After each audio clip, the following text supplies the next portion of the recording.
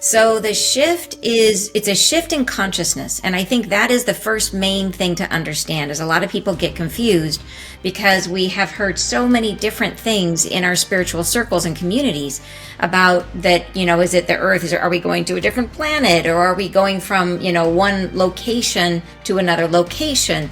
And the answer is no, it's an internal change of perspective. But it is driven by the earth. So the earth she is a soul all on her own, and she is going through a shift in consciousness. So the earth is in the process of rising. And so there will be things around us that are changing, and all of the dormant energies, stuck energies that are in the earth need to come up to the surface to be healed so that she can transform, which is why we see all this chaos on the planet right now and why that chaos is going to intensify. So it's because she is just like same way we heal by having emotion rise to the surface to be seen, and we work with it and we integrate it. That's exactly what's happening for the earth, same process. So that is what's happening outside of us. But then inside of us, we are also, if we want to continue to reincarnate here on earth, if we want to continue our journey here on this planet, we have to raise our vibration to be in alignment with what the earth's vibration will become.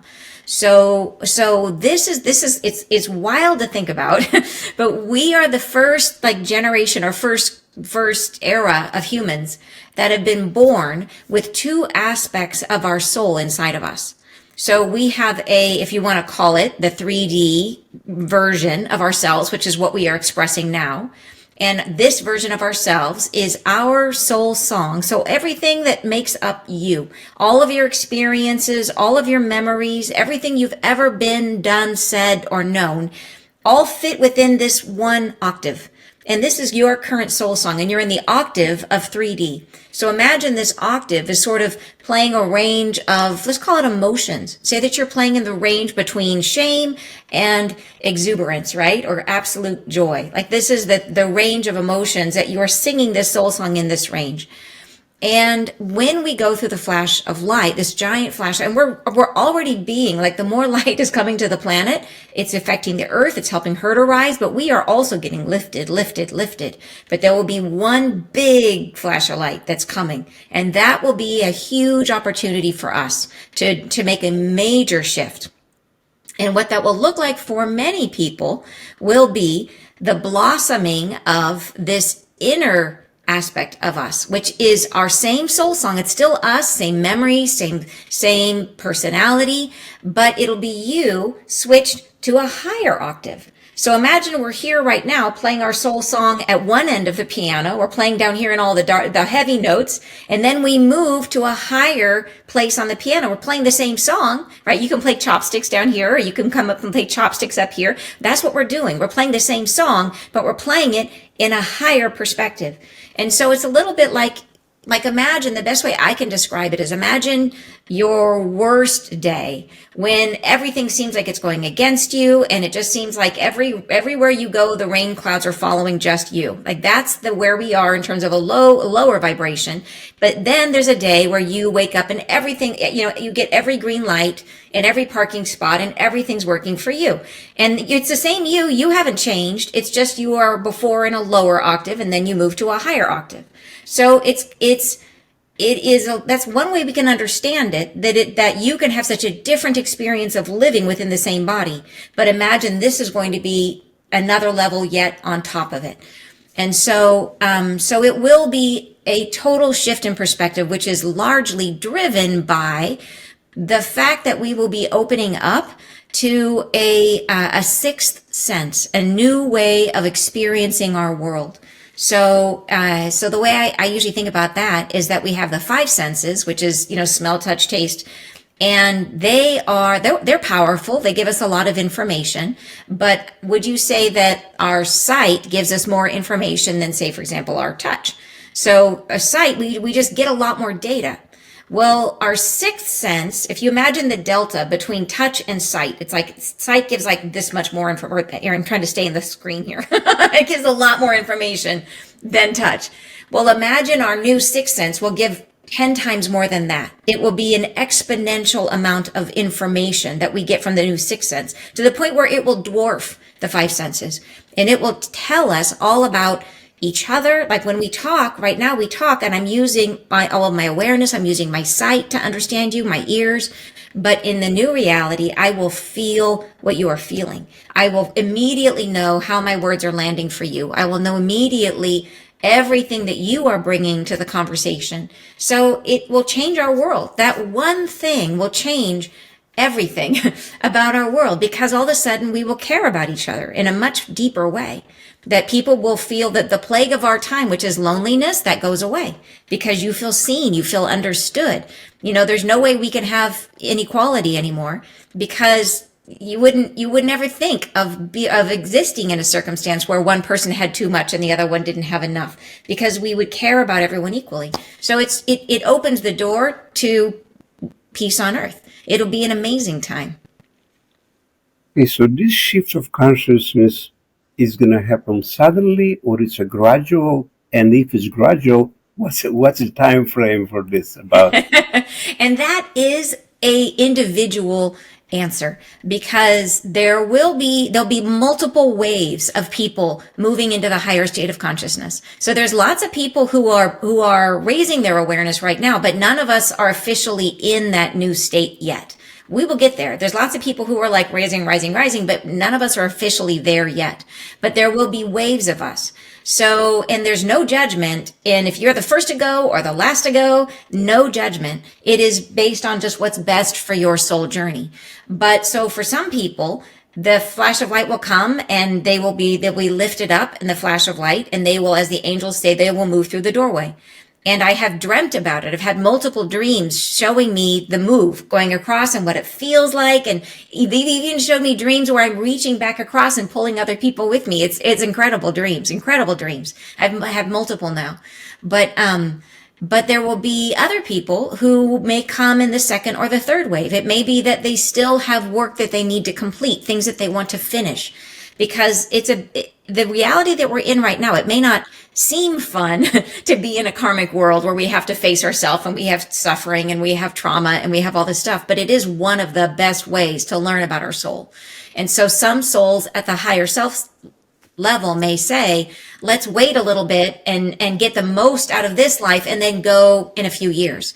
And that's okay if that's the case. So, but for that interim period, we will all go through a space where reality is going to look really, really different. Some people will start seeing angels. The veil will become very thin for some people.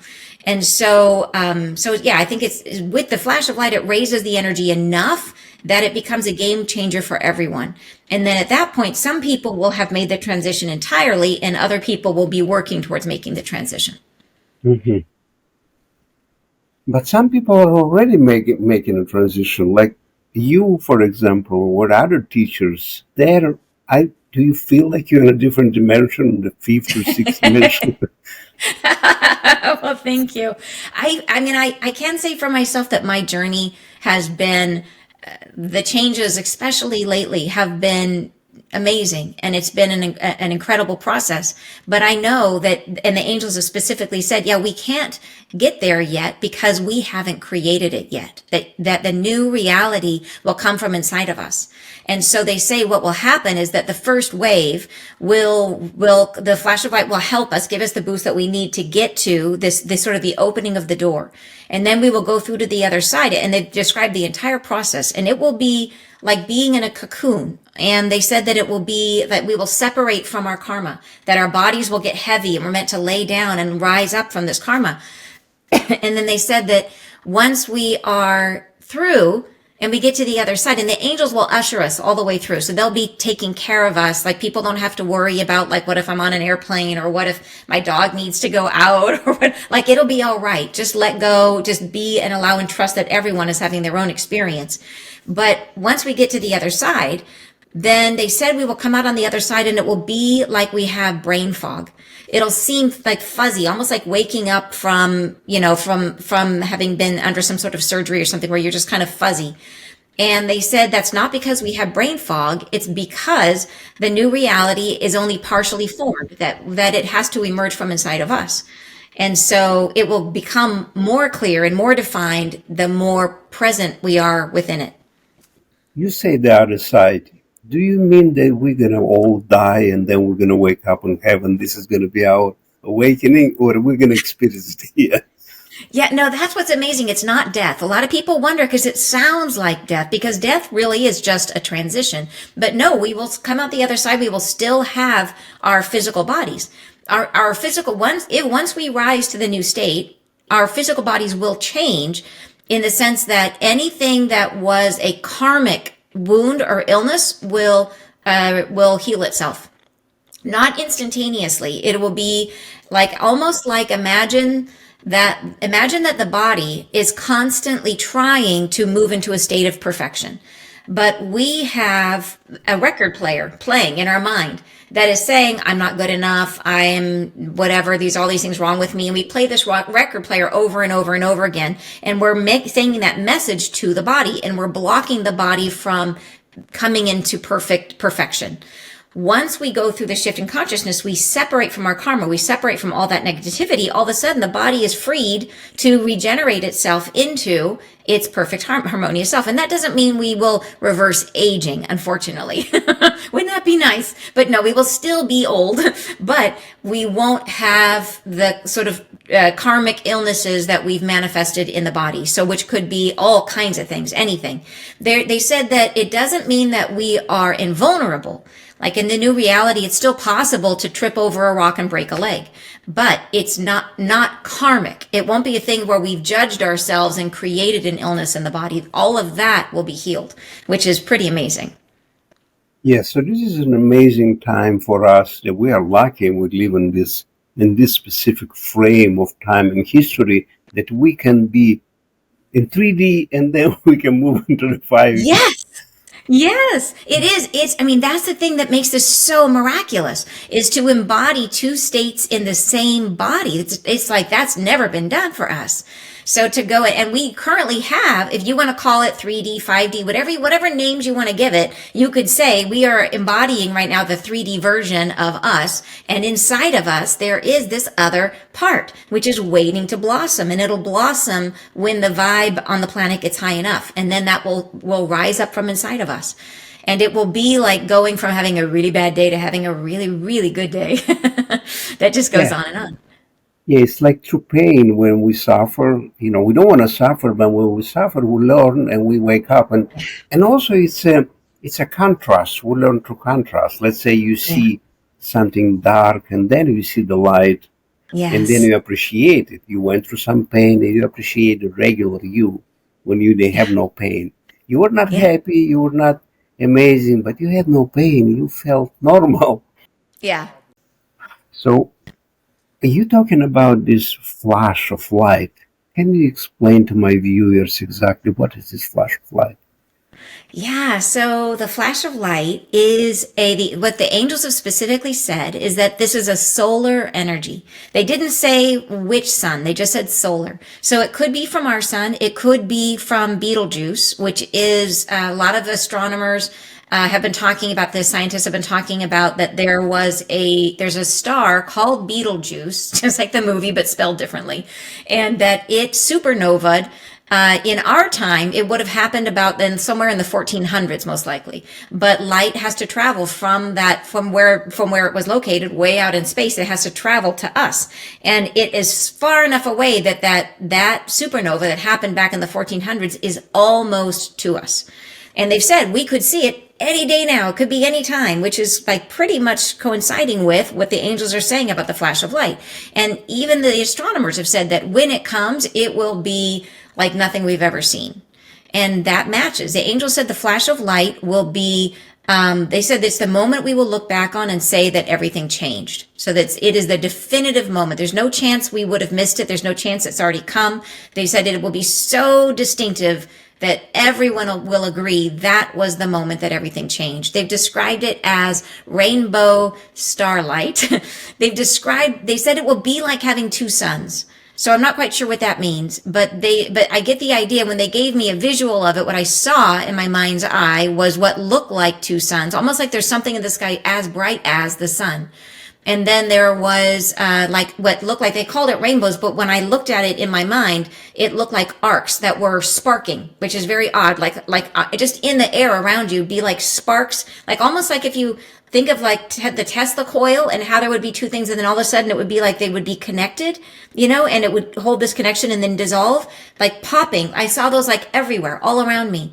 And so I don't know, like, if that's what it will look like, but that's the visual they gave me, was these sort of arcing sparks all throughout, everywhere.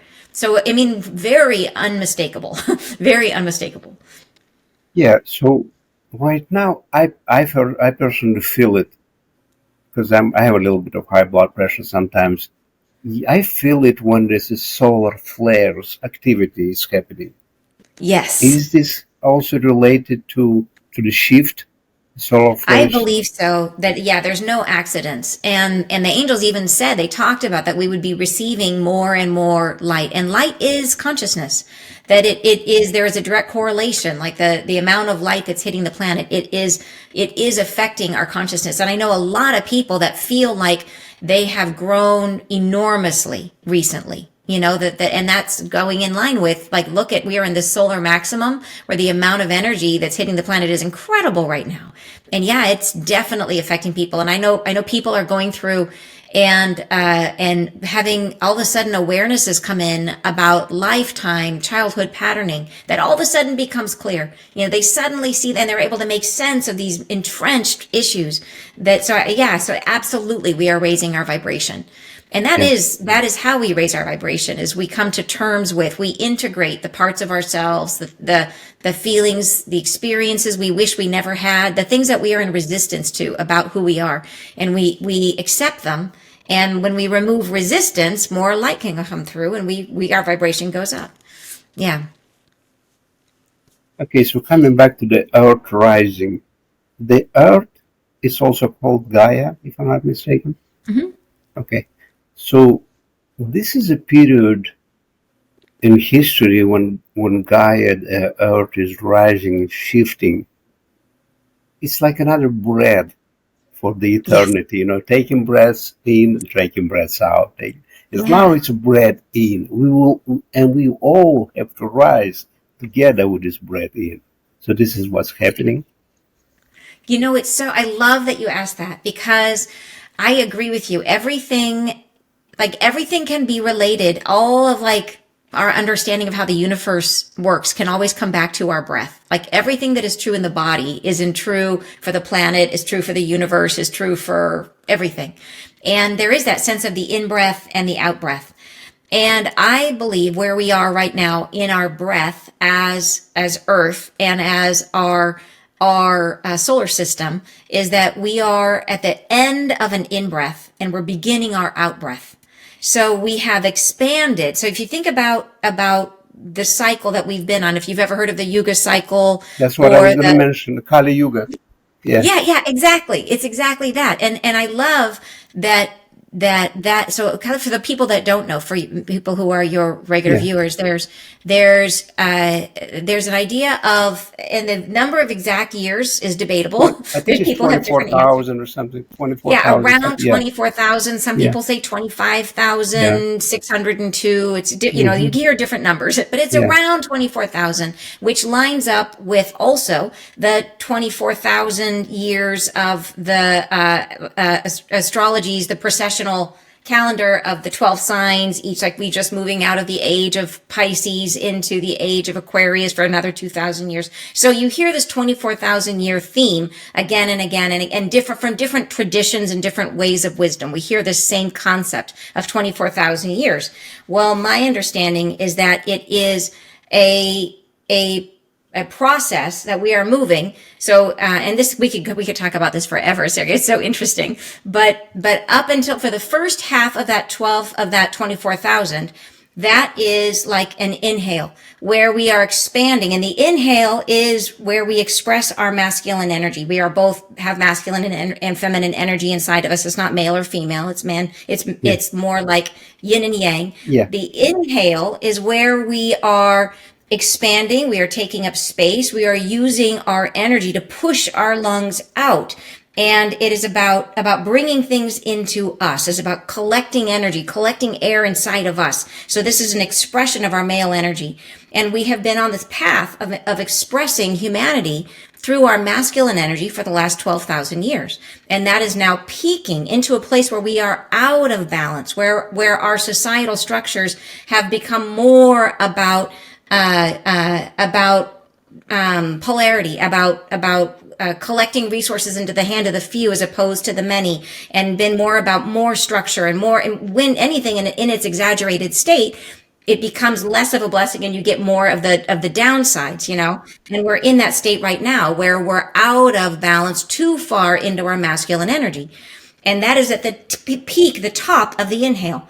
And so now we reverse, and we will start with the exhale, which is where we relax, where we let go, where we release, where we diffuse everything, all the energy that we've accumulated, that we brought in. We will now relax and let that, just like a breath, we bring it into lungs. When we exhale, it circulates out into the body, and it feeds all the way out to your fingertips.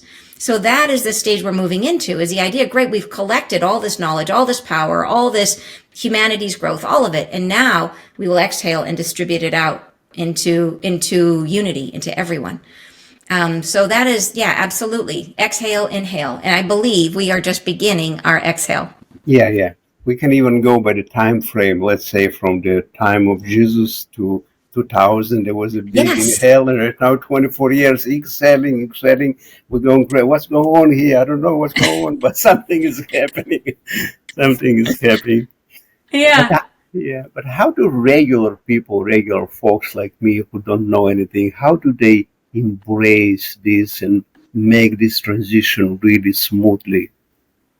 Oh, great question. The biggest thing is for everyone, regardless of like if whether somebody has been on their journey for 20 years or they've just gotten turned on, whether they just woke up and they're just, you know, and I love that stage when you just wake up and you're like reading everything and you're voracious and Right, it's right. fun, you know, it's so great. And so it doesn't matter. All that matters is that you have woken up.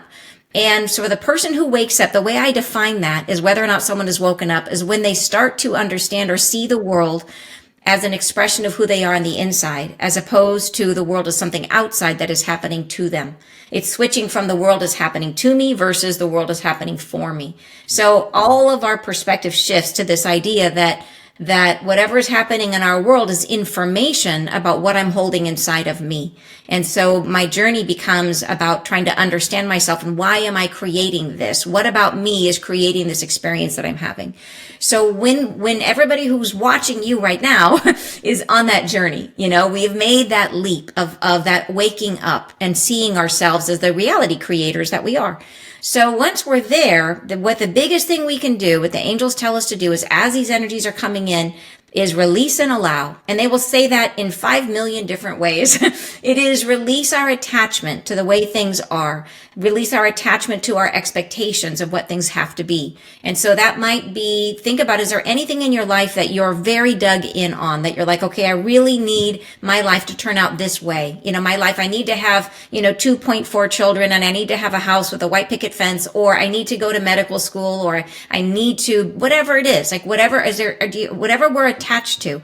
They say be in a position where it doesn't mean you can't have it. It means you have to be willing to let it go. We have to be in flow, and anything we're clinging onto puts us in resistance.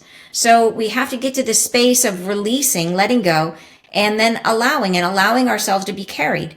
And so it doesn't mean that we don't still have that we aren't still the navigator of our lives. It's super important for us to understand that we are meant to be the team captain of our life, that we have all this divine support. I always talk about it like before we're incarnated, we have like a team of us and our very best friends, and we're all on the other side, and we're saying, okay, we're going to do a human life. Who's going to go in? Who's going to be the one that's going to be in the body, and the rest of us will be the support.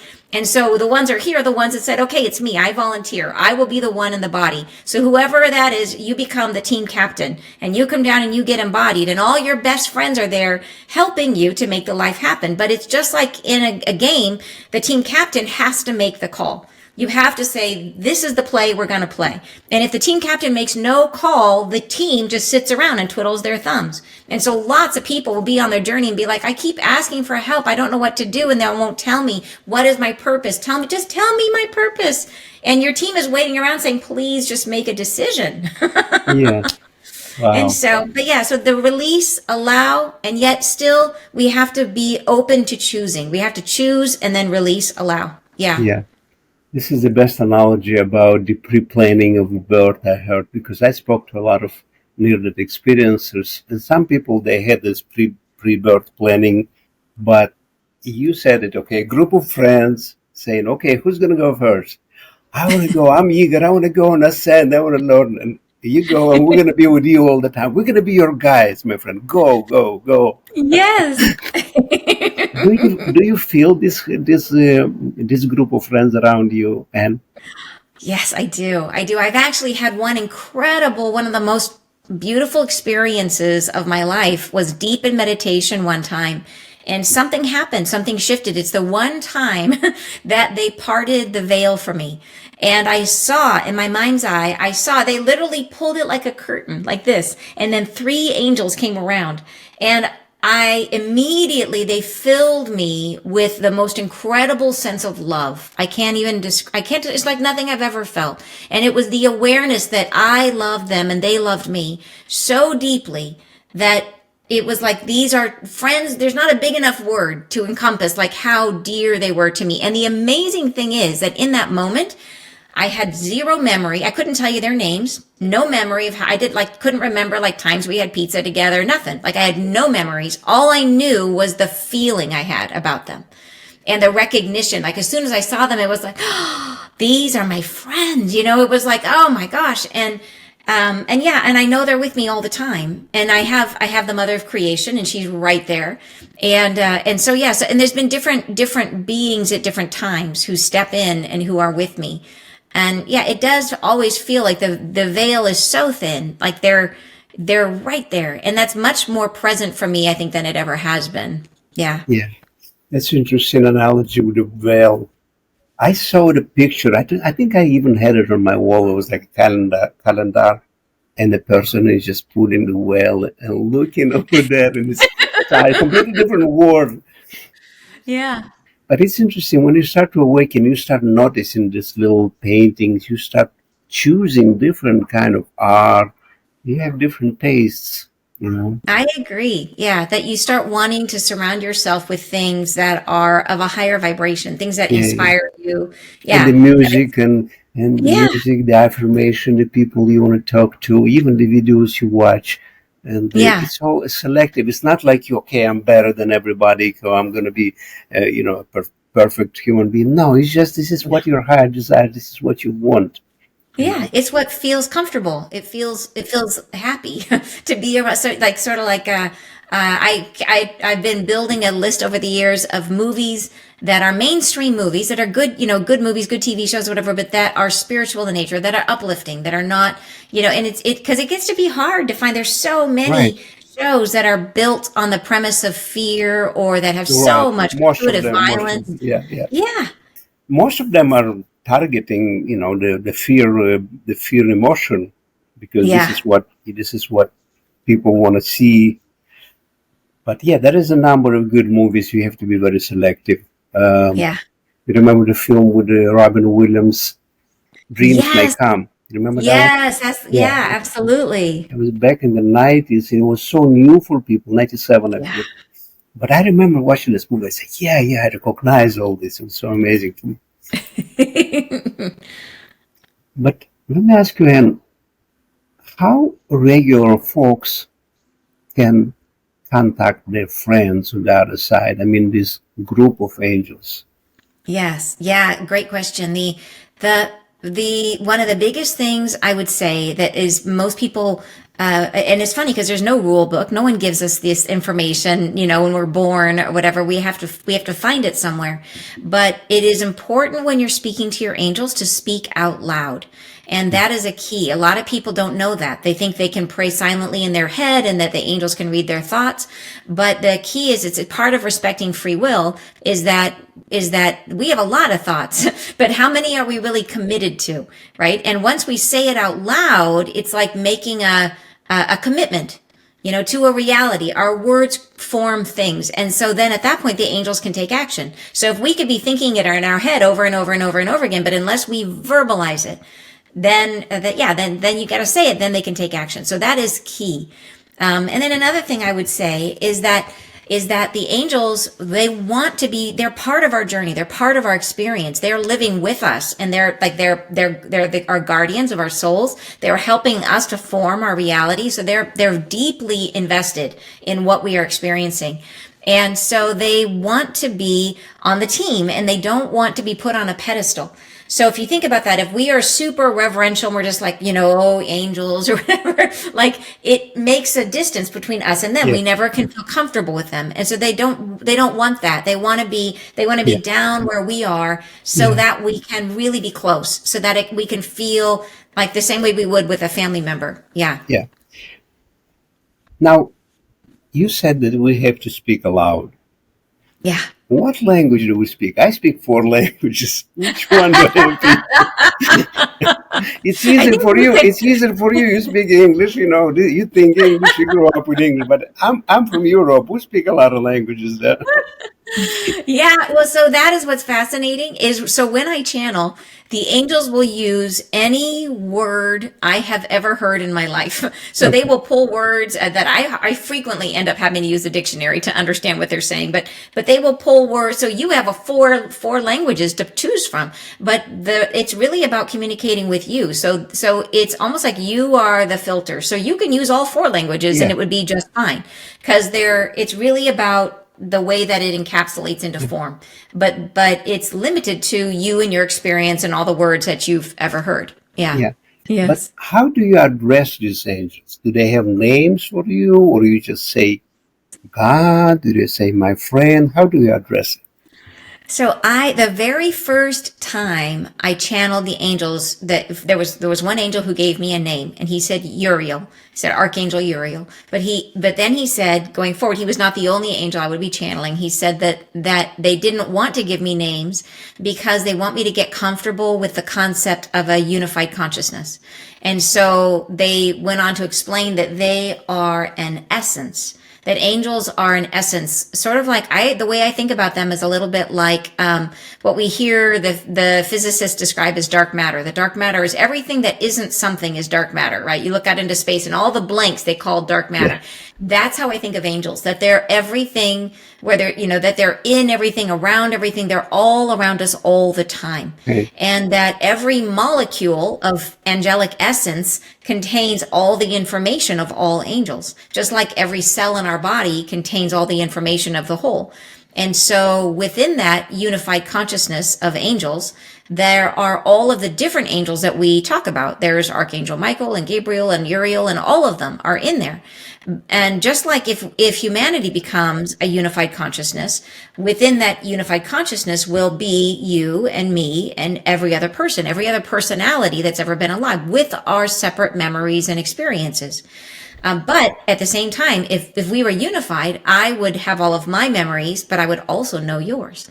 And so when we call on a particular angel, they can come into physical form. They can show up for you, and they can form like out of the essence. So the way I describe it is, imagine that it's all the essence, angelic essences around us, and we call on Archangel Michael, and he appears right here. Here he is. He kind of forms from the essence around us. And then when he's done, he can dissipate back into the essence. It's interesting that you said something that is nothing. It's something. Yeah. That's like a play of words. It doesn't make sense, but it does make sense. Yeah. Something Everything that is nothing is something. It's still something. Yeah. We would like for our angels to see us at our best. Yes. But we are not at our best all the time, Yes. You know what I mean? So how do our angels looking at us when we're not at our best? They are so in love with us. Our angels are. They have absolutely no judgment. They see everything we do as a perfect expression of who we are. And so think of it like, it's not that they see us as children, but imagine the way you would look at a child, at a toddler. And would you expect that toddler to immediately run a mile? You wouldn't. You would look at everything they did as amazing, like every step they take, every little bit of growth they make. And you know their ultimate destiny. You know that that child is growing. You know eventually they will run a mile. And there's no doubt in your mind that they will. And there's no judgment that they haven't run it yet. As a matter of fact, there's something precious and amazing about their experience as a toddler. There's the wonderment. There's the awe that you get. You know, it's amazing to be about. And so that's how angels see us, is the stage of consciousness we're at right now is incredible. And they love it, and they don't want to miss a moment of it. But do they also see us as we grow and what we will become? Yeah, absolutely. And they have every faith in us. They see where we will go and what we will become. Yeah, it's a great analogy with a child. You look at his child, and the child is pooping in his in his little pants, and he's barking, he's knocking his head, he's falling down, he's crying, he's complaining, but you still love the child, right? Yes, absolutely. And there's no judgment, right? You feel like, why hasn't No. that child toilet trained yet at 5 months Yeah. old? Right? Yeah. There's no judgment. Okay, so I'm thinking, well, let me ask you the question that I ask everybody for my show. In my name of my show, it's about Freedom Show. So what is your definition of freedom, Anne? Oh, freedom is such a big thing. It is this was really fits for me with my recent experience. I've begun channeling the Mother of Creation, and the Mother of Creation she's all about love and endless compassion, but she is all about freedom. And so she births a soul, and it's let the soul go, let it become itself. And so freedom is, and I felt it so strongly from her, and I feel it in my own life, it's the freedom to become who you are. And so it is that sense of who gives us that freedom, right? Mostly it's us. We allow ourselves to become who we are, and we don't hold ourselves back. We don't try to make ourselves small, right? Freedom is allowing ourselves to become, to express as much of ourselves as we possibly can. Now, let's talk about your book. I know you have this amazing book coming out right now. It's called What's Coming Next, a channel Yes. guide navigating. Yeah, if you can go ahead and talk about it. Yeah, so this is the cover. This is what it looks like. It's called What's Coming Next. Yeah. And it's on Amazon and on Barnes and Noble. Yeah, and it's out, and it is the all of the messages that the angels have given us over the last 4 years that are specifically about the shift in consciousness. And Yeah. so it's an easy way for people to kind of get up to speed. It's like a handbook, a guidebook and you can hear it straight from them. And they talk about all the major events, that we can expect and tell us what the future is what's it going to be like. Important information about what we can do during the shift, as well as how we can thrive during some of the more difficult experiences that they've told us about that are coming. Yeah. Well, thank you for that. And if you can, I'm going to use that in the description, but if you can say the name of your Yeah. website and everything. Yeah.